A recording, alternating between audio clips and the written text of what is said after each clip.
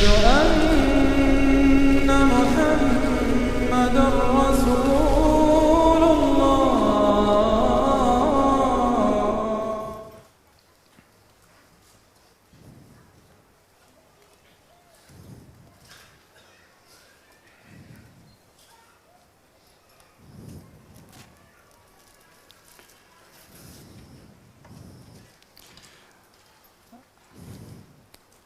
الفاتحة لما نوال وأعمالنا في أعمالنا الهدنية وكلنا صالح شامنا خير الدنيا والآخرة وإلى حضرة النبي محمد صلى الله عليه وآله وصحبه وسلم. الفاتحة. من الشيطان الرجيم. بسم الله الرحمن الرحيم. الحمد لله رب العالمين الرحمن الرحيم مالك يوم الدين إياك نعبد وإياك نستعين صراط المستقيم صراط الذين أنعمت عليهم غير المغضوب عليهم ولا الضالين. بسم الله الرحمن الرحيم. الحمد لله رب العالمين والصلاة والسلام على أشرف المرسلين سيدنا محمد وعلى آله وصحبه أجمعين. نوينا التعلم والتعليم تذكر والتذكير والنفع والانتفاع والإفادة والاستفادة والحث على التمسك بكتاب الله وسنة نبيه والدلالة إلى الخير والدعاء إلى الهدى ابتغاء مرضات الله وقربه وثوابه. Amin. Allahumma amin. Alhamdulillah kita dalam keadaan sehat walafiat sebagaimana tadi disebutkan oleh Ustaz Zakaria untuk berada di masjid ataupun di rumah Allah Subhanahu wa taala mengkaji hadis Nabi Muhammad sallallahu alaihi wasallam dengan harapan moga-moga Allah Subhanahu wa taala menjadikan kita dalam golongan orang yang mendengar sabda Rasulullah dan mendapat doa daripada Rasulullah sallallahu alaihi wasallam yang beliau pernah mendoakan kepada sesiapa yang mendengar percakapan aku dan disampaikan kepada orang lain. Baginda Rasulullah bersabda dalam hadis, "Naddarallahu imra'an sami'a maqalati fawa'aha fa'addaha kama sami'aha farubba muballighin aw amin sami'." Semoga Allah memberikan cahaya kepada wajah seseorang yang mendengarkan percakapan aku dan menyampaikan seperti mana ia dengar. Terkadang yang disampaikan lebih paham daripada yang menyampaikan. Didoakan oleh Nabi yang dengar sabda Rasulullah dan menyampaikan kepada orang lain agar supaya wajahnya itu adalah diberi cahaya oleh Allah Subhanahu wa taala. Kita ingin mendengarkan beberapa hadis daripada Imam Al-Bukhari rahimahullah agar supaya Allah Subhanahu wa taala membuka hati dan minda kita untuk memahami pesanan Rasulullah dan berazam untuk mengamalkannya agar supaya lengkap apa yang kita cari daripada permata ilmu ini kita paham, kita hayati dan kita amalkan. Kalau boleh kita ajarkan kepada orang lain, maka akan mendapatkan satu kelebihan yang luar biasa. Yang tajuk pada malam hari ini adalah berkaitan dengan mencari ilmu, paham ilmu, amal ilmu, sampaikan ilmu. InsyaAllah kita akan dengar hadis Nabi Muhammad sallallahu alaihi wa ala alihi wasallam. Gerak. Bismillahirrahmanirrahim. Kitab Mukhtasar Sahih Bukhari susun Imam Az-Zabidi rahimahullah. Nafa'ana bihi bi ulumihim fid darain. Amin. Allahumma amin. Muka surat ke-35 bab ke-12. Babu fadli man alima wa 'allama. Keutamaan seorang yang mempelajari ilmu Islam dan mengajarkannya kepada orang lain. An Abi Musa radhiyallahu anhu qala anin Nabi sallallahu alaihi wa alihi wasallam qala mathalu ma ba'athani Allah bihi min al-huda wal 'ilmi kamathali al-ghaythil kathiri asaba arda fakana minha naqiyatun qabilat al-ma'a faanbatat al-kala'a wal 'ushba al-kathira wa kanat minha ajadibu أمسكت الماء فنفع الله بها الناس فشربوا وسقوا وزرعوا وأصاب منها طائفة أخرى إنما هي قيعان لا تمسك ماء ولا تنبت كلأ فذلك مثل من فقه في دين الله ونفعه ما بعثني الله به فعلم وعلم ومثل من لم يرفع بذلك رأسا ولم يقبل هدى الله الذي أرسلت به.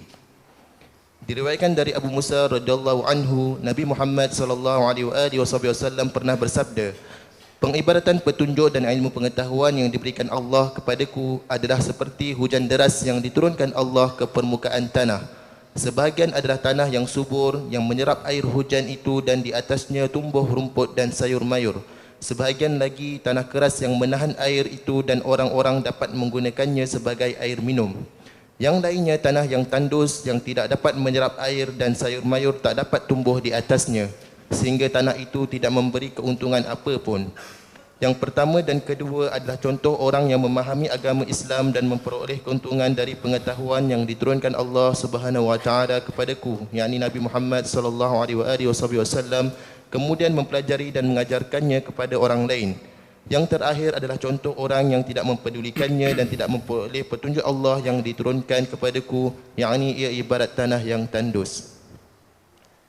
Babu raf'il ilmi wa zuhuril jahli. Hadis yang pertama tadi diriwayatkan oleh Sayyidina Abu Musa Al-Ash'ari, salah seorang sahabat Nabi sallallahu alaihi wasallam yang berasalkan daripada negeri Yaman, yang salah seorang daripada keturunan beliau adalah salah seorang ulama terkemuka yang kita berpegangkan kepada konsep akidah, yaitu Abul Hasan Al-Ash'ari. Abul Hasan Al-Ash'ari, sahibul aqidah, yang kita menjadi rujukan kepada kita Ahlus Sunnah wal Jamaah, aqidah Ahlus Sunnah wal Jamaah, Asy'ariyah dan juga Al-Maturidiyah. Al-Asy'ariyah atau Abul Hasan Al-Ash'ari adalah merupakan keturunan daripada sahabat Nabi yang bernama Abu Musa Al-Ash'ari. Abu Musa dikenali sahabat Nabi sallallahu alaihi wasallam yang mempunyai suara yang indah, sehingga baginda Rasulullah pernah memuji kepada suara yang indah Abu Musa Al-Ash'ari dengan mengatakan kepadanya, "Laqad utita mizmaran min mazamir ali Dawud." Kamu wahai Abu Musa diberikan oleh Allah mizmar. Mizmar dalam arti bahasa Arab itu seruling. Oleh kerana yang keluar daripada alat itu adalah suara yang indah, maka Nabi memberikan perumpamaan kepada indahnya suara Abu Musa Al-Ash'ari umpama indahnya suara seruling. Bukan nak samakan suara itu dengan seruling, tidak, tapi dengan karena indahnya. Diberikan perumpamaan demikian menyerupai indahnya suara Nabi Daud alaihissalam. Nabi Daud juga mempunyai suara yang indah, yang kalau dia membaca kitab Zabur, haiwan yang mendengar pun akan duduk dengar daripada indahnya suara Nabi Daud alaihi wa ala nabina afdhalus salatu wassalam. Dan dalam hadis Nabi sallallahu alaihi wasallam beliau bersabda, tidak ada nabi yang diutus oleh Allah kecuali mempunyai suara yang indah. Tidak ada nabi yang diutus oleh Allah kecuali mempunyai suara yang indah, termasuk Nabi Muhammad sallallahu alaihi wa ala alihi wa sahbihi wasallam mempunyai suara yang indah juga ketika membaca Al-Quran Al-Karim. Di antara firman Allah Subhanahu wa taala dalam surat Fatir, uli ajnahati mathna wa thulatha wa ruba' yazidu fil khalqi ma yasha. Allah menciptakan malaikat uli ajnihatin yang mempunyai sayap-sayap, mathna 2, wa thulatha 3, wa ruba' dan juga 4. Yazidu fil khalqi ma yasha. Dan Allah Subhanahu wa taala menambahkan pada makhluknya apa saja kelebihan yang akan diberi oleh Allah. Allah akan memberikan kelebihan kepada makhluknya apa saja yang dikehendaki oleh Allah Subhanahu wa taala. Salah satu penafsiran kelebihan yang diberikan oleh Allah kepada hambanya atau kepada makhluknya adalah as-sautul hasan.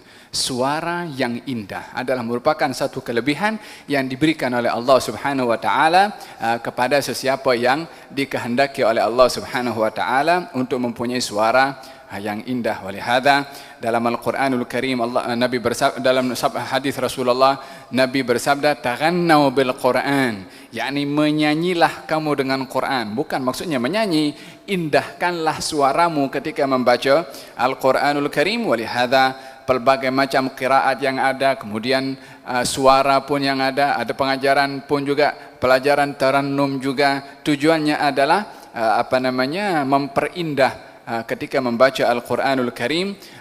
Demikian keindahan suara yang merupakan salah satu kelebihan yang diberikan oleh Allah Subhanahu wa taala kepada sesiapa yang dikehendaki. Ini perawi hadis Abu Musa Al-Asy'ari daripada Nabi sallallahu alaihi wasallam. Nabi bersabda, perumpamaan ajaran yang telah Allah utus aku dengan membawa ajaran tersebut yang isinya adalah hidayah dan ilmu. Hidayah dan ilmu. Perumpamaannya adalah umpama al-ghaith, umpama hujan yang turun. Al-kathir, yang lebat. Asaba ardan, yang hujan itu membasahi tanah. Daripada semua tanah yang ada ini terbagi menjadi 3 kategori tanah yang mempunyai kaitan dengan hujan yang turun. Ada 3 jenis tanah, 3 kategori, dan 3 kategori pada tanah itu menunjukkan kepada 3 kategori manusia di dalam menerima ilmu. 3 kategori tanah merupakan perumpamaan 3 kategori manusia ketika menerima ilmu. Apa perumpamaan yang pertama? Yang pertama adalah fakana minha, di antara tanah yang hujan itu turun, naqiyatun qabilatil ma, yakni tanah yang bersih dan juga menerima air, yakni yang subur, naqiyah yang subur, qabilat al-ma, menyerap air tersebut. Lalu fa'ambatat al-kala, menumbuhkan tanah yang basah yang subur itu al-kala. Apakah al-kala? Al-kala adalah tumbuh-tumbuhan yang yang basah. Wal ushbal kathir, dan rumput-rumput yang banyak. Ini perumpamaan tanah yang terkena air hujan, diserap itu air, setelah diserap barulah menumbuhkan tumbuh-tumbuhan. Subhanallah, kita dalam Al-Quranul Karim, di antara bahagian mukjizat Al-Quran, Allah Subhanahu wa ta'ala ketika berfirman tentang masalah pertanian, ilmu pertanian, dalam surat Al-Waqi'ah, apa itu? Afara'aytumul ma'a alladhi tashrabun a antum anzaltumuhu minal muzni am nahnul munzilun law nasha'u ja'alnahu ujajan falawla tashkurun. Afara'aytum ma tahruthun a antum tazra'unahu am nahnu az-zari'un. Afara'aytum ma tahruthun, tahukah kamu apa yang telah kamu taburkan daripada benih? Al-hirathah, orang menaburkan benih untuk menanam, ya kan? Orang kalau nak menanam, dia letakkan benih untuk supaya benih itu boleh tumbuh. Lalu Allah berfirman, a antum tazra'unahu, adakah kamu yang menanam ataukah nahnu zari'un, atau kami Allah yang menanam? Apa beza al-hirathah dengan az-zira'ah? Kita dalam kementerian ada kementerian pertanian, ya kan? Al-hirathah menaburkan benih, zira'ah menumbuhkan tumbuh-tumbuhan. Maka Allah berfirman, afara'aitum ma tahruthun, apakah yang kamu tahu daripada kamu menaburkan benih? Antum tazra'unahu, adakah kamu yang menumbuhkan? Am nahnu zari'un, ataukah kami Allah yang menumbuhkan tumbuh-tumbuhan? Tentunya jawabannya adalah Allah Subhanahu wa ta'ala. Manusia hanya meletakkan benih sahaja. Itu benih yang ada di dalam tanah, dia bertemu dengan tanah, dikahwinkan antara benih itu dengan tanah bila mana bercampur dengan air. Turunnya air hujan ataupun air yang dituangkan kepada tanaman untuk ditanam, itu pada hakikatnya adalah mengkahwinkan antara tanah dengan benih yang ditanam di dalam tanah supaya boleh tumbuh tumbuhan yang ditanam. Wa min kulli syai'in khalaqna zaujain.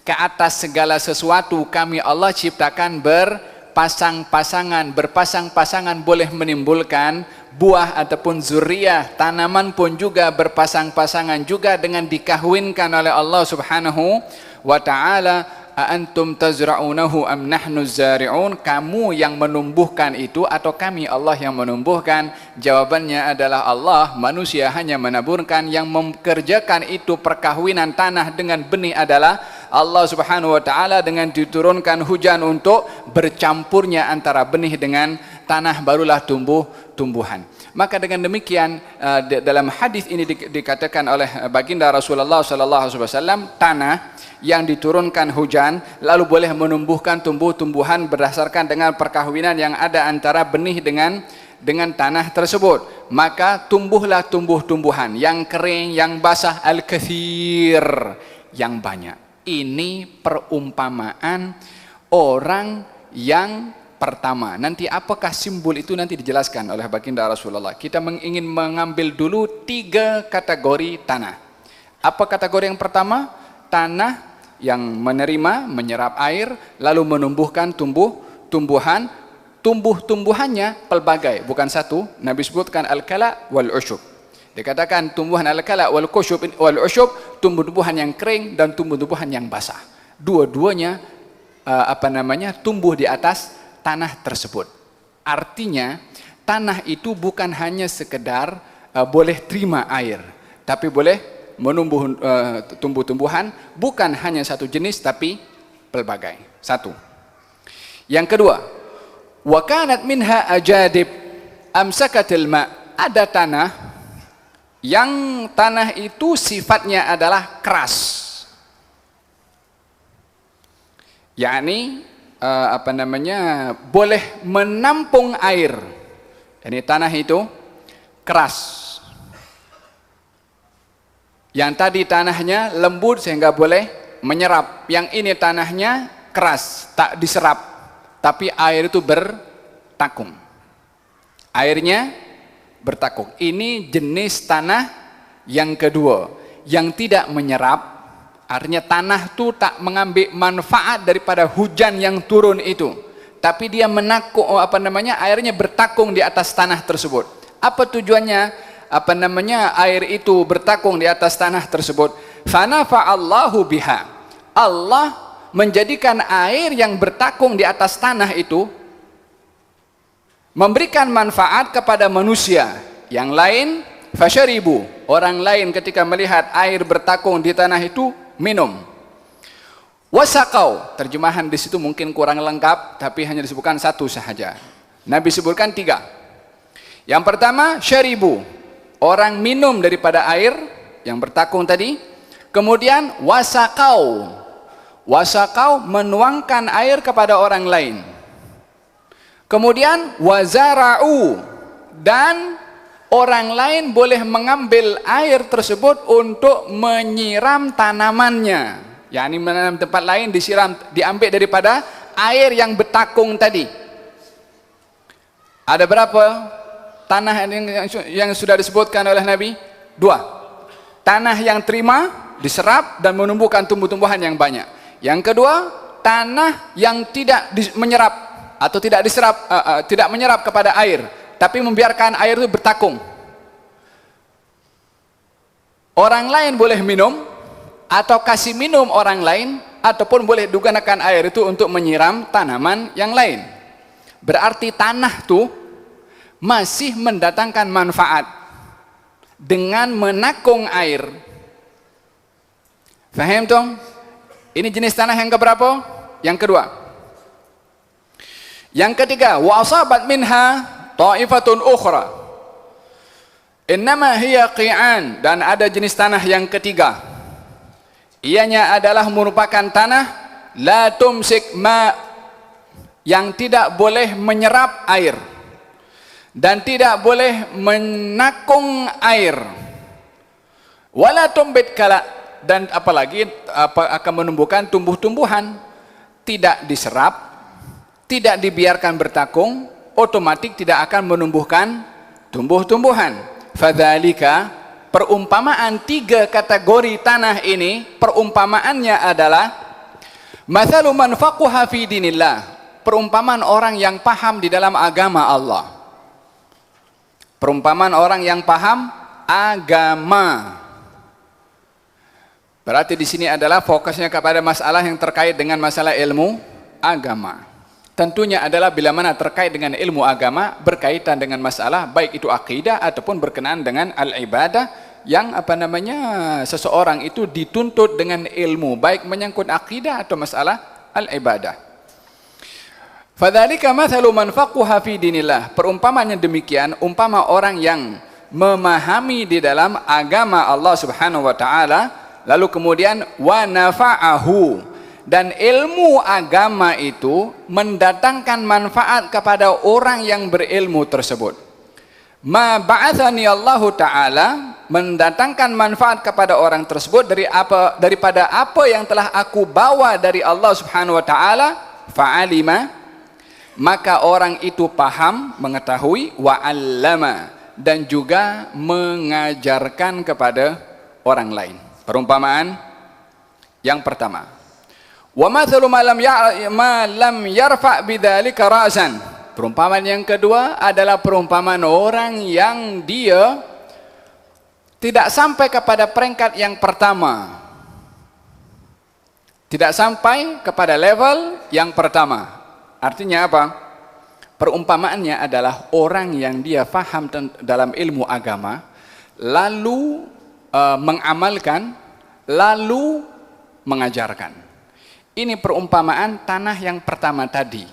Menyerap, berarti dia ambil manfaat untuk dirinya. Kemudian mengamalkan, maknanya hasil daripada serapan itu mendatangkan buah dengan dia mengambil manfaat. Kita kalau ada manfaat, sebelum kita manfaat beri kepada orang lain, kita mengambil manfaat daripada apa yang kita dapat, baru setelah itu dikongsi sama dengan orang lain. Tapi dimulai dengan diri kita sendiri. Dengan ilmu pun juga, sebelum kita menyuruh kepada orang lain, kita kena mengambil manfaat terlebih dahulu dengan ilmu tersebut, baru orang lain mengambil manfaat daripada ilmu kita. Supaya apa? Supaya tidak tergolong daripada golongan orang-orang yang dicela oleh Allah dalam Al-Quran, atamuruna an-nasa bil birri wa tansawna anfusakum wa antum tatlunal kitab afala ta'qilun. Adakah kamu akan menyuruh kepada orang lain berbuat baik dan kamu melupakan diri kamu sendiri? Wa antum tatlunal kitab, sementara kamu membaca kitab, yakni paham ilmu. Jangan kamu suruh orang berbuat, kamu tak berbuat. Maka dengan demikian kaitannya ilmu yang didapat sebelum diajar kepada orang lain, terlebih dahulu dia mengamalkan, baru dikongsi dengan orang lain. Perumpamaan yang pertama itu tanah yang menyerap dan menumbuhkan tumbuh-tumbuhan, sehingga kalau dah tumbuh orang lain ambil manfaat. Ini buah apel, ini buah anggur, ini macam-macam buah-buahan. Tidak pun juga orang tengok hijau tanaman, cantiknya ini pemandangan yang hijau. Bukankah kita kalau tengok pemandangan hijau itu pun nampak mata itu seronok tengok indahnya warna daripada ciptaan Allah Subhanahu wa taala. Idzan perumpamaan orang yang berilmu yang pertama dalam faham dalam ilmu agama, manfaat untuk dirinya, mengamalkan dan mengajarkan kepada orang lain. Adapun perumpamaan orang yang kedua, orang yang punya hati paham. Dalam ilmu agama dia paham, tapi dia tak mengamalkan. Dia boleh mengajarkan, orang lain boleh ambil manfaat, tapi dirinya tak mengambil manfaat daripada ilmunya. Perumpamaan orang yang kedua yang paham ilmu agama tetapi tidak mengamalkan, umpama tanah yang boleh menakung air, dimanfaatkan air itu oleh orang lain, sementara tanah itu tak ambil manfaat untuk dirinya. Perumpamaannya sama dengan orang yang berilmu, mengajar, menyampaikan kepada orang lain, tapi dia tak buat. Orang lain ambil manfaat. Dalam hadis ini diberitahu tanah yang menakung air, orang lain boleh minum, orang lain boleh boleh dituangkan kepada orang yang perlu minuman, dan boleh air itu digunakan untuk menyiram tanaman juga. Tapi tanah yang menakung air itu tak ambil manfaat apa-apa. Tapi kondisi tanah yang kedua ini masih elok berbandingkan kepada yang ketiga. Sebab yang kedua ini masih mendatangkan manfaat untuk orang lain walaupun tak beramal. Tapi tidak lebih baik daripada yang pertama tadi, yang dia tahu, amal, baru diajar kepada orang lain. Yang kedua, tahu, tak beramal, tapi dia mengajar kepada orang lain. Masih still ada manfaat yang dimanfaatkan oleh orang lain. Adapun yang ketiga, kata baginda Rasulullah SAW, adalah orang yang sama sekali tidak mengambil manfaat daripada ilmu agama. Umpama apa? Umpama tanah yang tak boleh menakung air, sehingga tak boleh orang lain ambil manfaat pun, apatah lagi nak menumbuhkan tumbuhan, dirinya tak mengambil manfaat, orang lain pun tak boleh mengambil manfaat. Demikian orang yang dia belajar, dia bukan tak belajar, punya hati, tapi hatinya tak ada manfaat untuk nak paham kepada agama, apatah lagi nak mengamalkan tentang masalah agama. Tiga kategori ini yang disebutkan oleh Nabi SAW kepada orang yang cari ilmu, bukan yang tak cari ilmu. Tadi hujan itu turun kan, semuanya basah, tapi tak semuanya mempunyai sikap yang sama kepada hujan yang turun. Yang satu boleh tumbuh dimanfaatkan, yang satu boleh takung air, yang satu sama sekali tak ambil manfaat. Sama-sama terkena air hujan. Sama juga dengan orang yang dia belajar ilmu, hendaklah melihat, bermuhasabah, kita punya hati yang menerima ilmu termasuk daripada kategori yang mana. Apatah lagi yang tak ilmu sama sekali, lagi teruk lah. Kalau yang cari ilmu saja terbagi menjadi tiga kategori, kita harap mudah-mudahan kita termasuk yang pertama tadi itu, yang paham, berazam nak beramal, dan juga mengajarkan kepada orang lain, supaya termasuk daripada orang yang dipuji oleh Nabi SAW. Kata baginda Rasulullah, man alima wa amila wa allama awrathahu Allahu ilma ma lam ya'lam. Orang yang dia tahu, mengamalkan apa yang dia tahu, mengajarkan kepada orang lain, maka dia akan diberikan oleh Allah ilmu yang dia tak tahu. Ilmu apa namanya? Ilmu ladunni.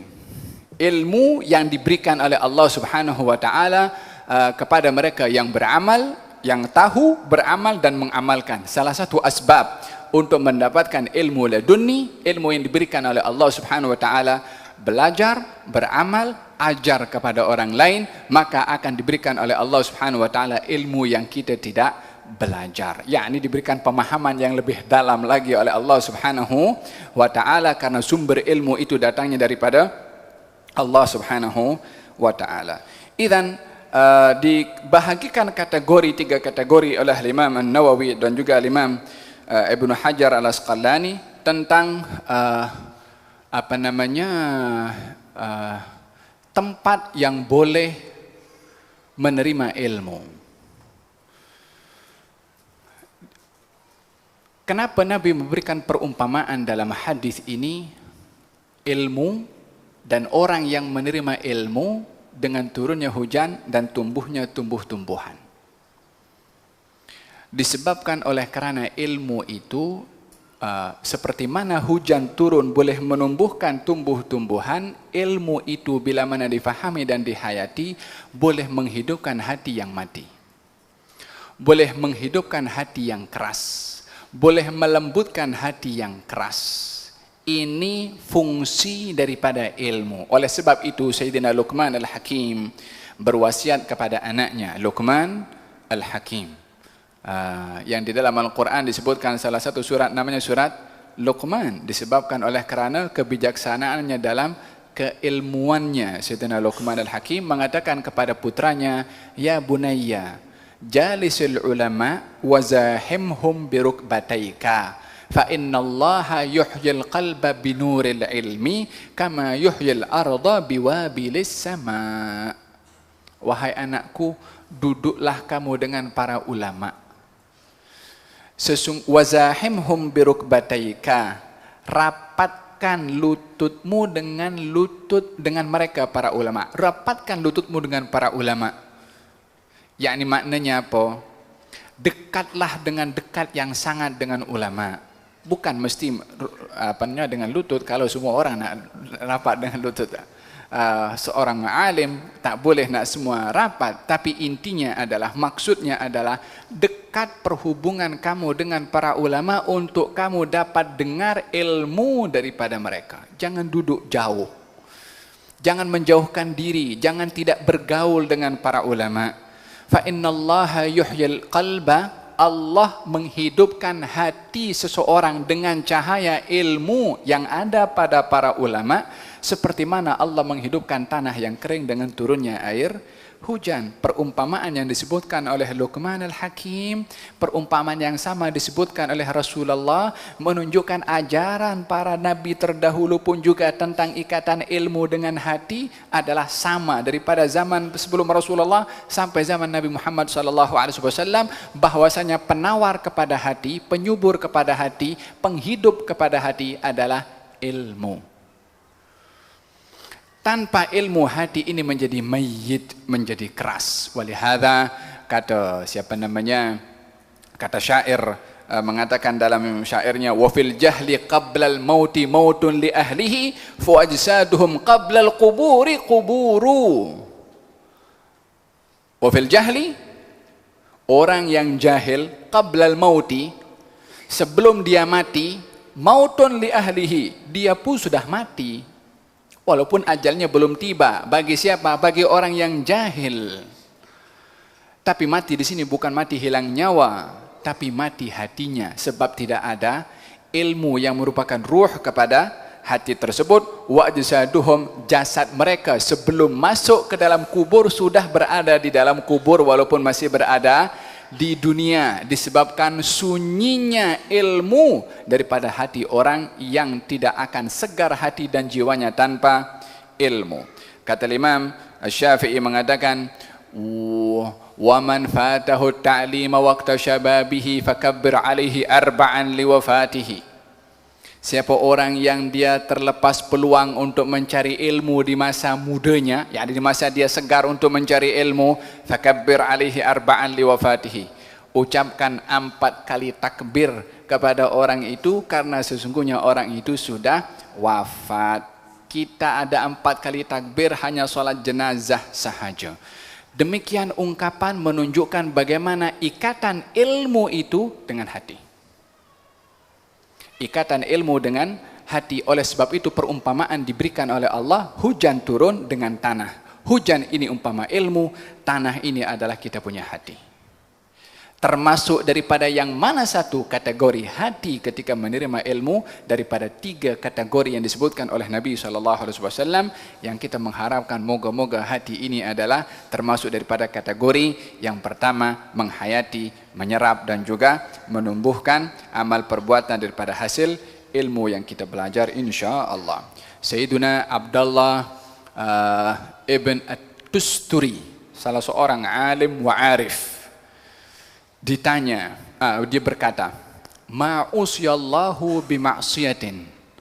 Allah itu tidak dilakukan maksiat kepadanya yang lebih berat, lebih buruk daripada maksiat seseorang dengan jahil tentang Allah Subhanahu wa taala. Tidak ada maksiat yang dilakukan kepada Allah yang lebih berbahaya daripada maksiat kejahilan. Jahil itu sendiri sudah merupakan satu maksiat seseorang kepada Allah karena kejahilan menghalang seseorang kenal kepada Allah. Bagaimana orang boleh tak kenal kepada Allah sementara yang didapat semuanya adalah datang daripada Allah Subhanahu wa taala?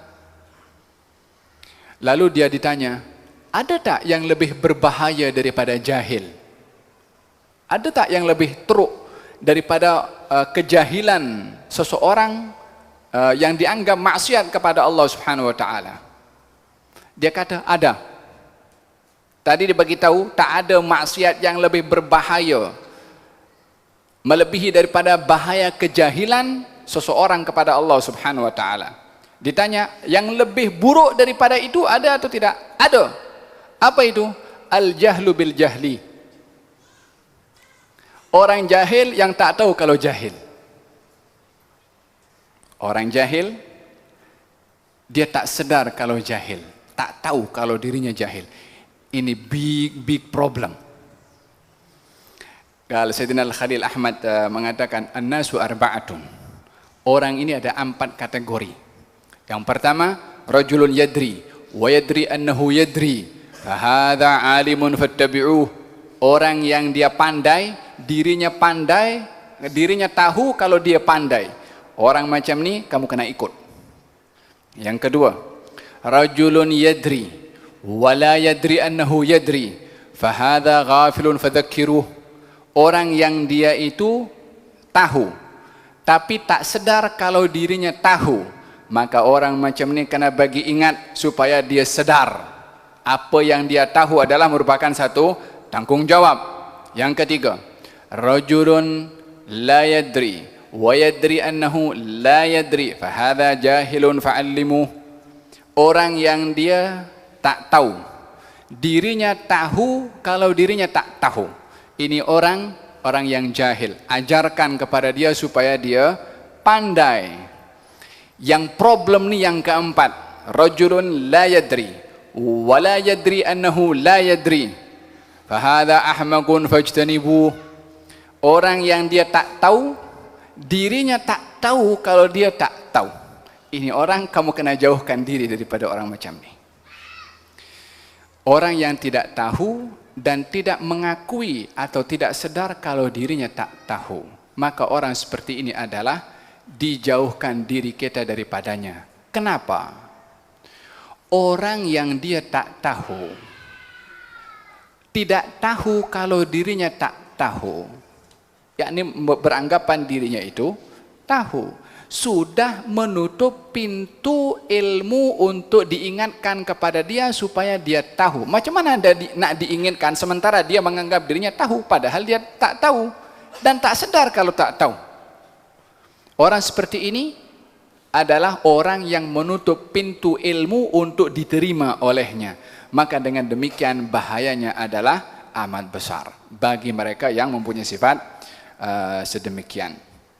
Kalau kejahilan adalah merupakan bahaya paling besar, tentunya ilmu itu adalah merupakan manfaat paling besar. Lawan daripada kata jahil adalah ilmu. Kalau maksiat paling besar kepada Allah, jahil tentang Allah, taat paling besar adalah makrifat ataupun kenal kepada Allah Subhanahu wa taala. Idzan ini adalah beberapa perkara yang berkaitan dengan masalah ilmu. Hayatul fata wallahi bil ilmi wat tuqa idza lam yakuna la'tibara li dzatihi. Kehidupan seseorang itu, kata Imam Syafi'i, dengan keilmuan dan ketakwaan, kalau dua-dua ini tak ada, maka tak ada nilainya orang itu di sisi Allah Subhanahu wa taala. Bekal utama yang Allah berikan kepada Nabi Adam ketika turun di atas muka bumi ini, apa bekalnya? Ilmu.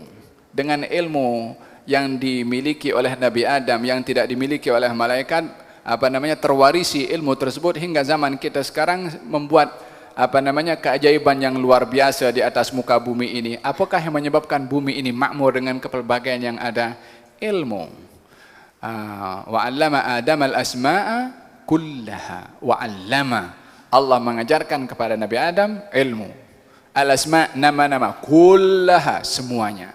Sebab ilmu itulah yang memandu kepada Nabi Allah Adam alaihi wa ala nabina afdhalus salati wassalam. Dan dalam hal ini 3 kategori kepada tanah dan merupakan 3 kategori kepada orang di dalam cara penerimaannya kepada ilmu. Dan apakah tempat yang boleh menempatkan ilmu? Adalah hati.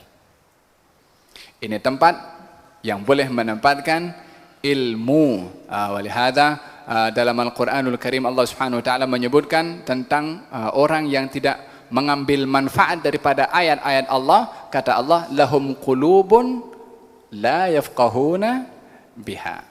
Mereka punya hati, tapi mereka tak mau paham. Mereka punya hati, tapi mereka tak mau paham. Mereka tidak dikatakan mereka punya akal, tapi mereka punya hati, tapi mereka tidak mau faham. Sebab letak pemahaman itu adalah di dalam hati. Di dalam Al-Quran juga surat Al-Mulk, Allah Subhanahu wa Ta'ala berfirman bagaimana?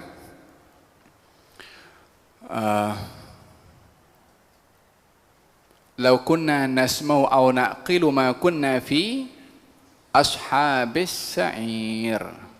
Lau kunna, andai kami ketika di dunia itu nasma'u, mendengar, au naqilu, berakal. Daripada naqilu, menggunakan kalimat al-aqlu, aqala. Lau kunna nasma'u au naqilu ma kunna fi ashabis sa'ir. Kalau kami dengar dan kami berakal, maka kami tidak akan masuk dalam neraka sa'ir. Masa hidup di dunia tak berakal ke? Mereka berakal. Mungkin orang pun lain terperanjat dengan hebatnya akal fikiran mereka. Akan tetapi oleh karena akal itu ataupun pemahaman bukan diletakkan di akal, akal hanya alat untuk berfikir, tapi pemahaman adalah berada di dalam hati. Berapa banyak perkara yang dinampak oleh mata, nampak jelas, tetapi hati menolak. Di dalam Al-Quranul Karim Allah juga berikan dan ini menunjukkan bagaimana manusia ini sendiri adalah makhluk yang complicated. Yakni hubungan antara akal dengan hati diuraikan oleh Allah Subhanahu wa Ta'ala di dalam Al-Quranul Karim. Kisah Nabi Musa, yang ada salah seorang daripada mereka yang membunuh pak saudaranya kau, familynya kau untuk mendapatkan warisan itu kan. Lepas itu dia punya jenazah diletakkan di kampung sebelah. Kemudian yang bunuh itu berteriak, mana aku punya pak saudara? Ternyata dia patut dibunuh. Dia nak tuntut kepada kampung sebelah. Padahal yang bunuh dia sendiri. Maling teriak maling juga, pencuri berteriak pencuri. Dia yang bunuh, dia pun yang berteriak siapa yang bunuh. Pada akhirnya Nabi Musa diperintahkan oleh Allah untuk menyembelih lembu, lalu bahagian daripada anggota lembu itu dibukulkan kepada si mati, lalu si mati bangkit dan beritahu yang bunuh aku si fulan, yakni anak saudaranya itu. Apa yang berlaku? Thumma qasat qulubukum min ba'di dzalika fahiya kal hijarah. Thumma qasat, lalu kemudian hati mereka itu Bani Israel qasat, keras. Qulubukum, hati-hati kamu, min ba'di dzalika, setelah itu fahiya kal hijarah, kerasnya hati itu adalah umpama batu, au asyaddu qaswah, atau lebih keras, bahkan lebih keras daripada batu. Macam mana hati boleh keras daripada batu? Fisikalnya lembut, dia kena sentuh sikit sudah boleh tembus ke dalam fisikalnya. Tapi sifat kepada hati itu adalah bila mana keras, menolak perkara yang nyata di hadapan mata itu boleh ditolak disebabkan hatinya tak mahu menerima. Au asyaddu qaswah, fahiya kal hijarati au asyaddu qaswah. Kenapa hati itu boleh menjadi lebih keras berbandingkan kepada batu? Wa inna minal hijarati lama yatafajjaru minhul anhar wa inna minha lama yashaqqaqu fayakhruju minhul ma wa inna minha lama yahbitu min khasyatillah. Batu itu walaupun nampak fisikalnya itu keras, sekeras-kerasnya batu terkadang boleh memancutkan air. Kalau kita tengok bagaimana mukjizat yang ditunjukkan oleh Allah kepada Nabi Musa itu batu, ya kan, dipukul batu itu terus memancutkan air. Batu yang sekeras itu pun terkadang memancutkan air, terkadang pun juga menjadi terbelah menjadi laluan air juga. Sekeras itu pun juga terkeluar benda yang namanya air. Tapi hati manusia bila mana keras dan ianya lebih keras berbandingkan kepada batu, ianya adalah tidak boleh menerima apapun perubahan pada hatinya. Wa inna minha lama yahbitu min khasyatillah. Terkadang ada batu yang keras, yang kuat itu jatuh daripada atas gunung. Karena apa? Min khasyatillah. Takut kepada Allah Subhanahu wa Ta'ala, batu itu jatuh.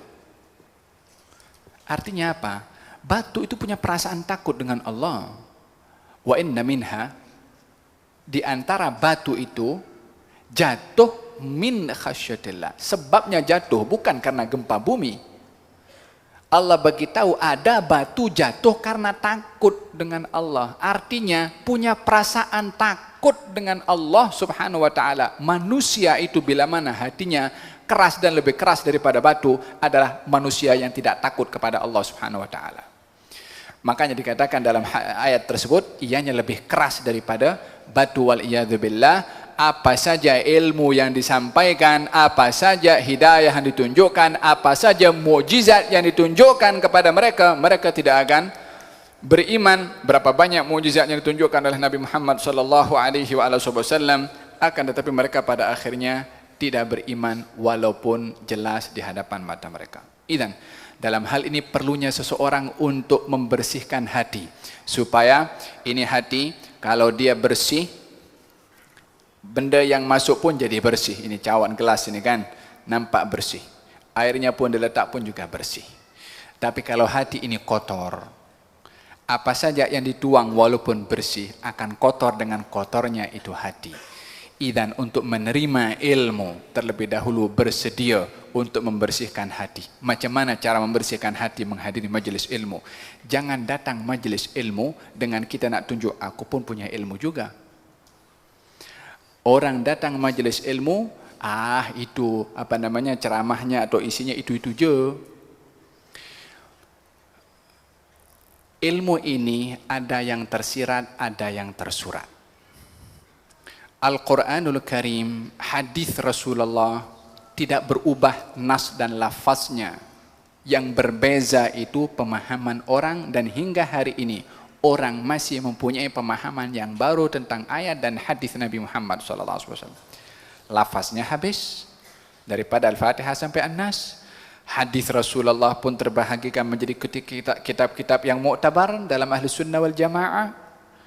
Lafaznya pun sudah habis, tapi pemahaman orang semakin hari semakin baru.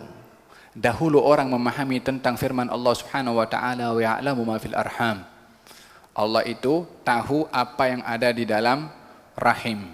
Orang dulu tafsirkan apa yang dimaksudkan Allah itu tahu apa yang dalam rahim. Jantina, laki-laki dengan perempuan, tak ada yang tahu kecuali Allah subhanahu wa ta'ala. Nabi bersabda ada 5 perkara yang tak ada yang tahu kecuali Allah.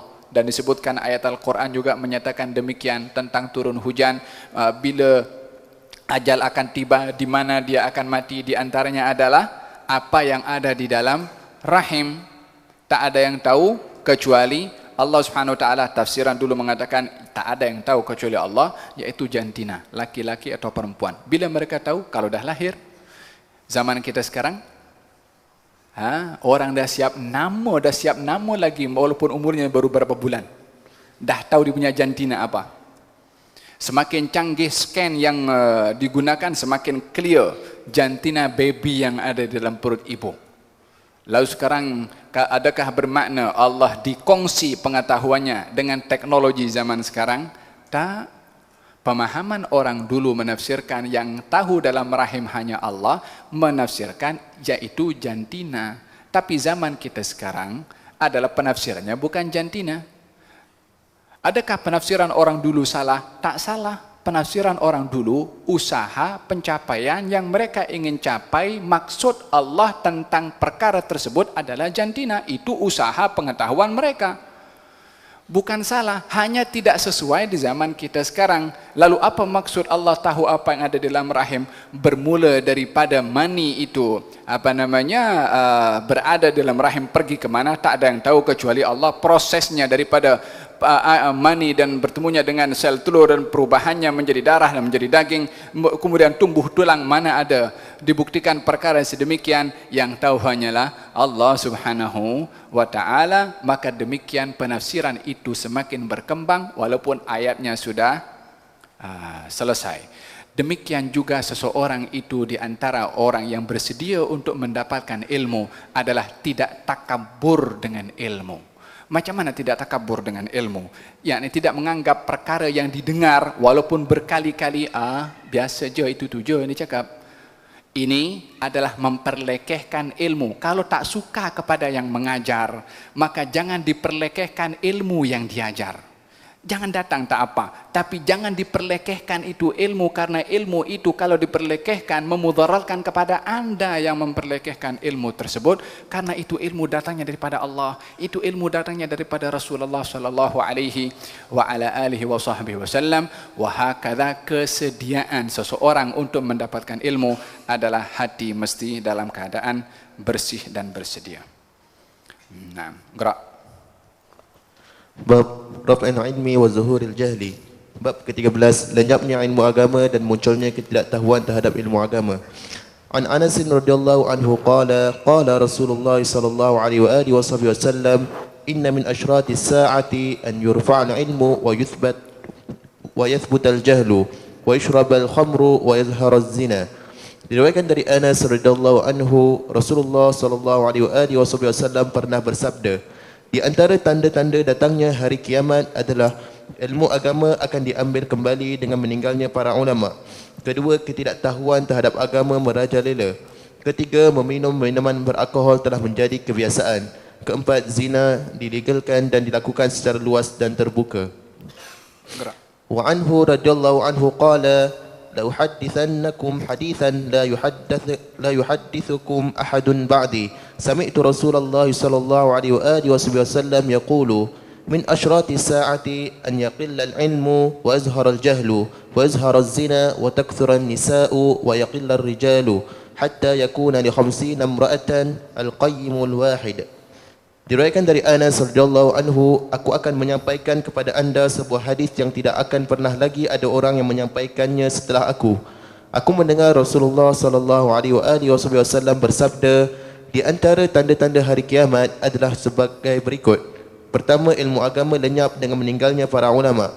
Kedua, ketidaktahuan terhadap agama bermaharajalela. Ketiga, zina dilegalkan dan dilakukan secara luas dan terbuka. Keempat, jumlah perempuan lebih banyak dari laki-laki dengan perbandingan 50 berbanding 1. Aywa. Bab diangkatnya ilmu dan zahirnya kejahilan. Diletakkan dua perkara oleh Imam Al-Bukhari. Diangkatnya ilmu, zahirnya kejahilan. Dia macam otomatik. Kalau ilmu tak ada, mesti kejahilan akan merajalela. Semakin banyak orang berilmu, semakin menipis kejahilan. Demikian timbangannya. Tidak boleh ilmu menyebar, kejahilan pun menyebar. Tak. Kalau kejahilan tersebar, menunjukkan ilmu berkurang. Kalau ilmu tersebar, kejahilan akan berkurang. Timbangannya seperti itu. Dalam hadis ini diriwayatkan oleh Sayyidina Anas ibnu Malik tentang tanda-tanda hari kiamat. Yang dimaksudkan adalah tanda hari kiamat yang kecil, dan tanda hari kiamat terbagi menjadi dua bahagian, tanda yang besar dan juga tanda-tanda hari kiamat yang kecil. Inna min asyratis sa'ah, tanda-tanda daripada hari kiamat, yaitu tanda hari kiamat yang kecil, an yurfa'al ilmu, angkatnya ilmu.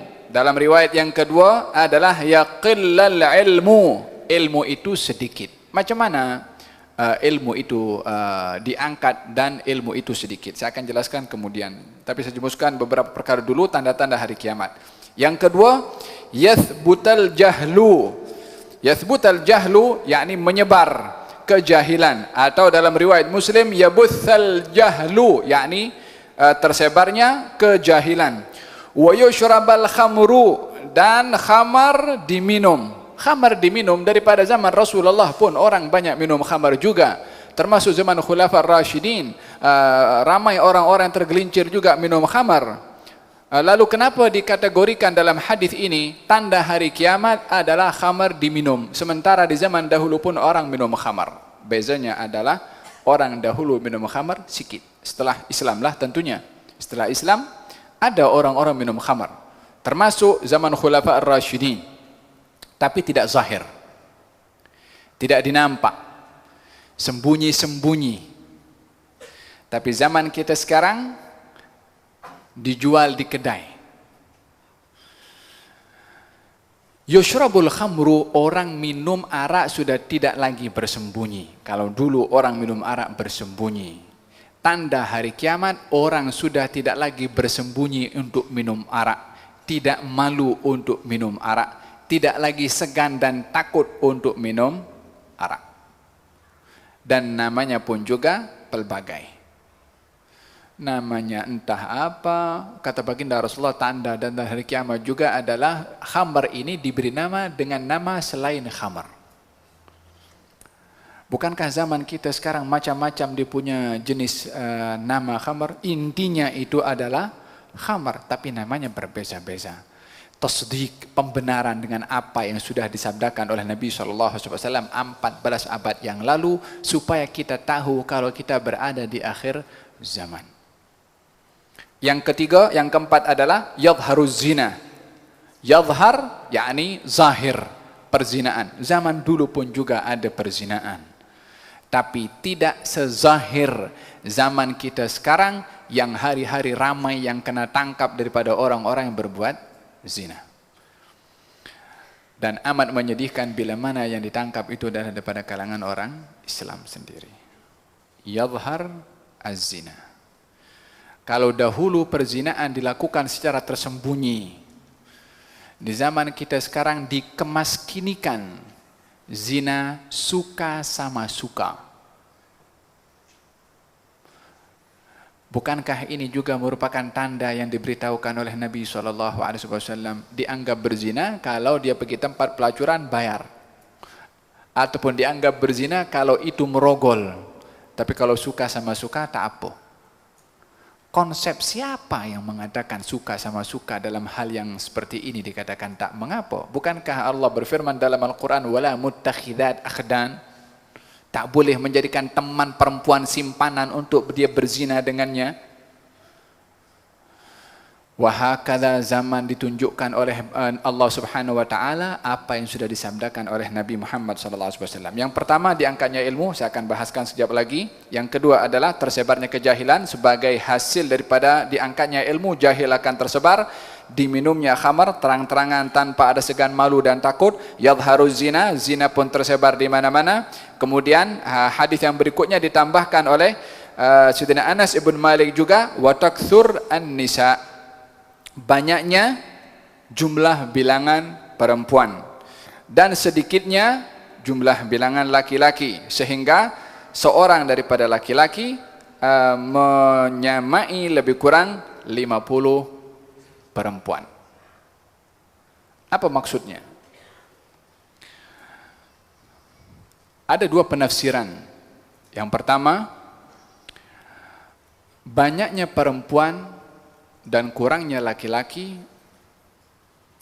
dengan bilangan jumlah 1 banding 50 itu adalah secara hakikat memang akan sampai kepada satu peringkat 1 laki banding 50 perempuan.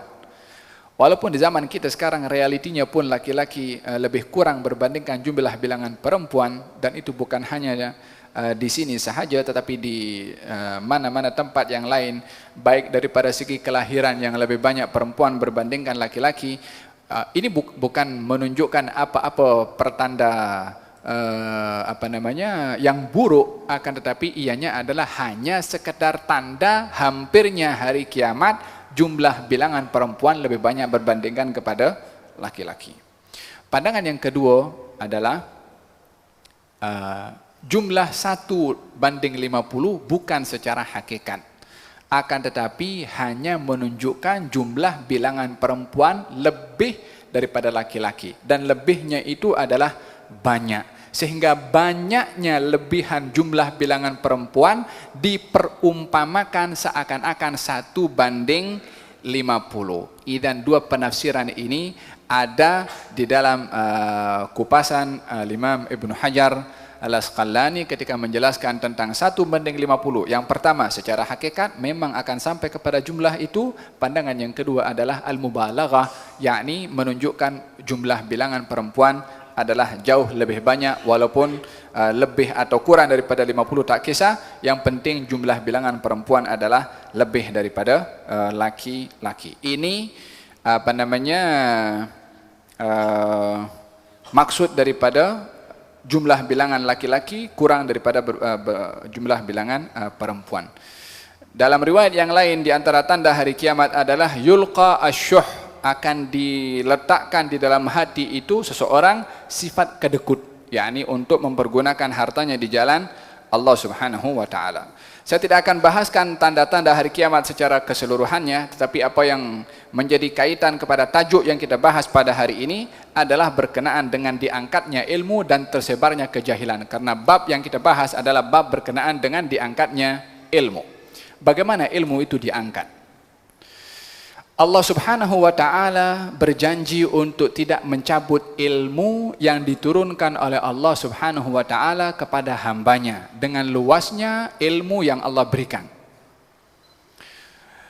Tidak sesuai dengan sifat pemurahnya Allah yang memberi sesuatu untuk diambil secara keseluruhan oleh Allah Subhanahu wa taala. Akan tetapi hilangnya ilmu atau diangkatnya ilmu atau sedikitnya ilmu mengikut dua riwayat yang disebutkan di sini adalah yang dimaksudkan dengan hadis ini adalah wafatul ulama, meninggalnya atau wafatnya para al-ulama. Disebabkan ilmu itu tidak dalam bentuk wujud tertentu ataupun bukan dimaksudkan ilmu itu ada di dalam kitab. Kalau ilmu itu akan kekal selamanya dengan disimpan dalam bentuk kitab, lebih-lebih lagi sekarang lebih canggih, dalam laptop kita boleh simpan puluhan ribu buku. Kalau ilmu itu hanya boleh disimpan dalam kitab sahaja, Nabi tidak akan mengatakan di antara tanda hari kiamat ilmu itu diangkat. Macam mana diangkat? Orang kitabnya ada. Kita boleh kaji, masuk dalam Syekh Google pun juga. Kita boleh dapatkan maklumat, informasi yang kita cari pun juga. Bukankah zaman kita sekarang adalah lebih mudah untuk kita mencari informasi, korek informasi melalui internet, berbandingkan orang zaman dahulu yang dengan kitab pergi ke sana, nak pergi belajar, kadang perjalanan pun jauh juga. Kita kalau tengok sejarah para ulama bagaimana mereka menghabiskan masa untuk mencari ilmu. Al-Imam An-Nawawi ketika mencari ilmu dan mengkaji ilmu, tidur dalam keadaan duduk 2 tahun.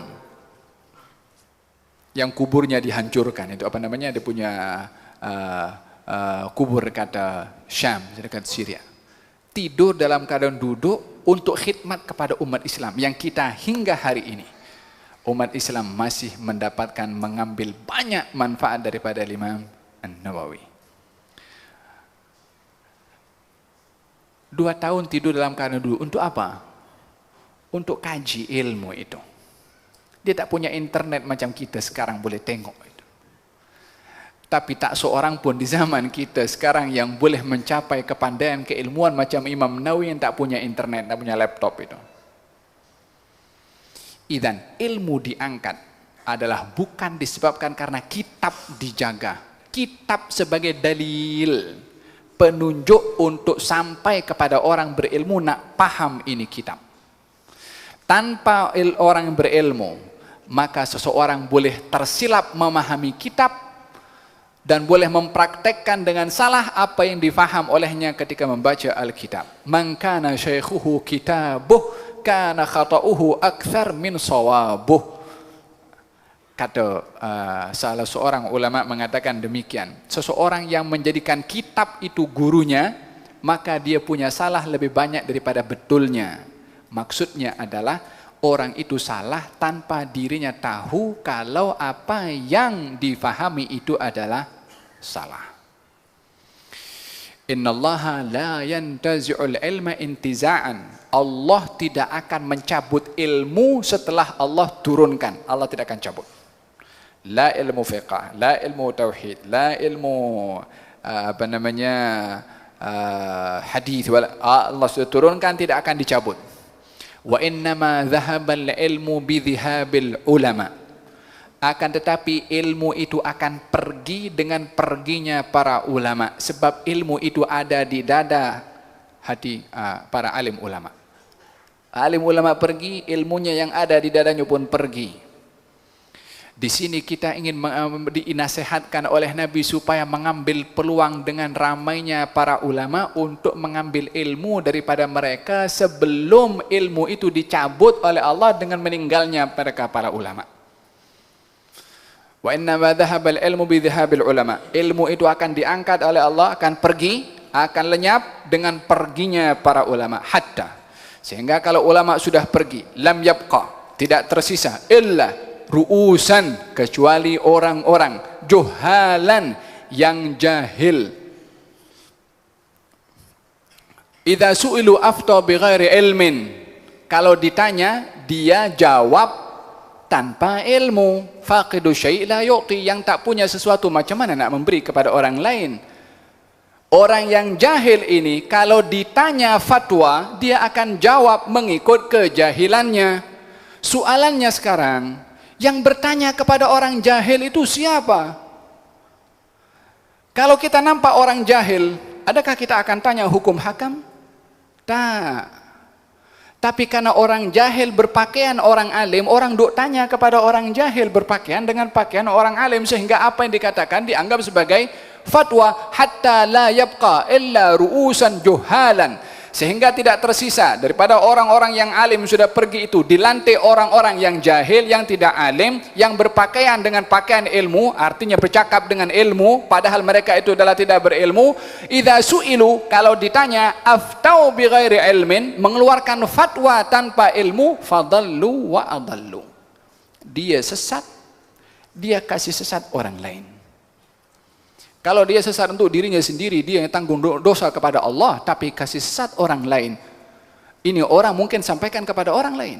Orang itu sampaikan kepada orang lain, bermula daripada satu orang ini yang dia jahil, mengeluarkan fatwa tanpa ilmu, sehingga menyesatkan sekian ramai orang. Khususnya fatwa melalui Facebook sekarang ini. Iya kan? Bukankah sekarang orang sudah gencar cakap dengan Facebook hal-hal terkadang berkaitan dengan agama tanpa merujuk kepada ahli agama? Dan dalam hal ini ilmu itu diangkat oleh Allah dengan perginya para al-ulama.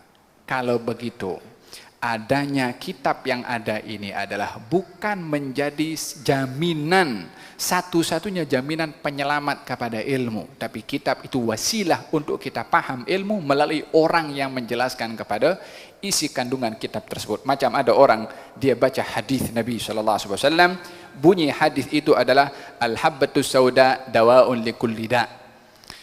Al-habbatu as-sauda, tahu jintan hitam? Ya, orang sini kata jintan hitam. Lada hitam ya. Habbatus sauda, sini pun guna habbatus sauda kan. Dawaun likulli da, merupakan ubat kepada penyakit. Orang baca hadis itu, dia pun baca ini apa namanya, hadis itu tersilap letak titik. Dia punya al-habbatu terlebih titik menjadi al-hayyatu.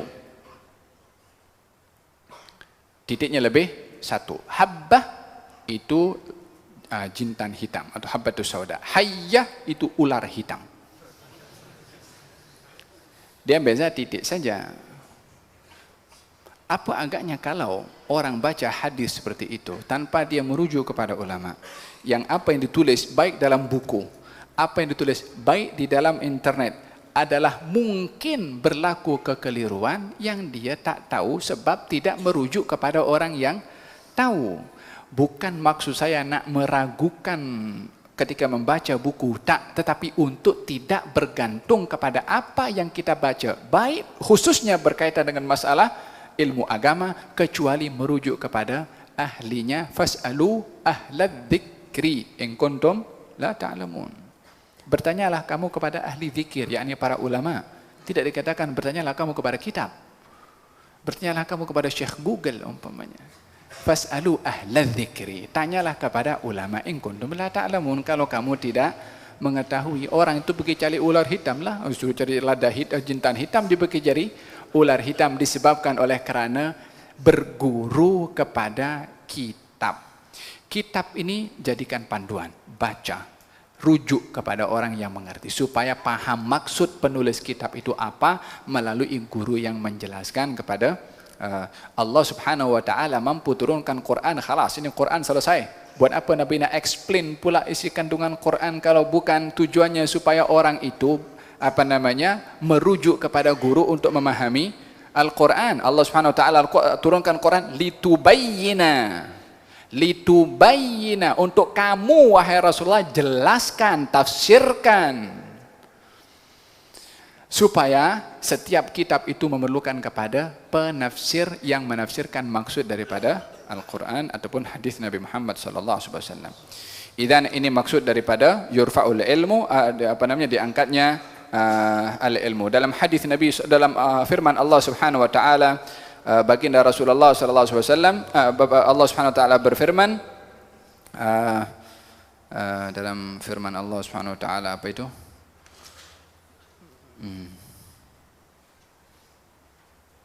Awalam yarau anna na'til arda nanqusuha min atrafiha. Tidakkah kamu melihat wahai Rasulullah Muhammad bahwasanya kami Allah mendatangkan kepada kamu bumi, yakni diberikan kemenangan demi kemenangan oleh Allah Subhanahu wa taala untuk Rasulullah. Kemudian nanqusuha, kami kurangkan bumi itu. Kami kurangkan bumi itu. Bumi dikurangkan daripada penghuninya oleh Allah. Bumi dikurangkan penghuninya oleh Allah. Antara kewafatan dan kelahiran mengikut ihsaiyat perhitungan itu, mana lagi ramai? Wafat atau orang lahir? Lagi banyak mana? Banyak kelahiran. Lalu kekurangan di mana di situ maksud Allah mengatakan nangqusuha min atrafiha, kami kurangkan bumi ini daripada penghuninya. Maksud dikurangkan penghuni ini adalah diwafatkan ramai para ulama. Seakan-akan bumi ini tanpa ulama tidak seimbang.